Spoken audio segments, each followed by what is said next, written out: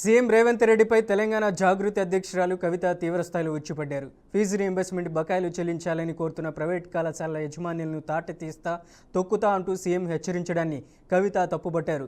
CM వాడిన భాష వీధి రౌడీలా కూడా సిగ్గుపడేలా ఉందని ఘాటుగా విమర్శించారు.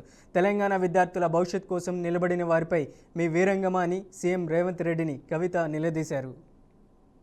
కాలేజీ పిల్లలు వచ్చిండ్రు, ఫీజు రీయింబర్స్మెంట్ రాక మాకు ఇబ్బంది అవుతుందని ప్రత్యక్షంగా చెప్పడానికి ఇక్కడి వరకు రావడం జరిగింది. మరి మీ అందరికీ తెలుసు, ఇదివరకు నేను కౌన్సిల్లో గట్టిగా ప్రభుత్వాన్ని నిలదీస్తే ఆనాడు గౌరవ ముఖ్యమంత్రి రేవంత్ రెడ్డి గారు కౌన్సిల్లో మాట ఇచ్చిండ్రు. 2025 సంవత్సరంలో ప్రతి నెల ఖచ్చితంగా పాత బకాయిలు కొత్త బకాయిలు అన్ని కలిపి ఫీజు రీయింబర్స్మెంట్ చెల్లిస్తామని మాట ఇచ్చిండ్రు.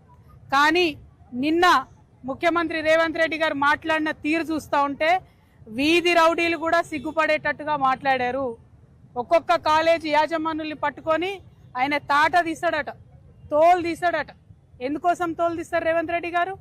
మనకు ఆనాడు ఆంధ్రలో వివక్ష ఉన్నప్పుడు, ఆంధ్ర ప్రభుత్వాలు ఇక్కడ ప్రభుత్వ కళాశాలలు పెట్టినప్పుడు ఇక్కడి తెలంగాణ బిడ్డలు చిన్న చిన్న గ్రూపులుగా ఏర్పడి లోన్లు తెచ్చుకొని కష్టపడి డిగ్రీ కాలేజీలు పెట్టి, ఇంజనీరింగ్ కాలేజీలు పెట్టి, జూనియర్ కాలేజీలు పెట్టి మన తెలంగాణ బిడ్డలను చదివించినందుకు మీరు తోలు తీస్తారా? వాళ్ళది ఎందుకోసం తీస్తారు?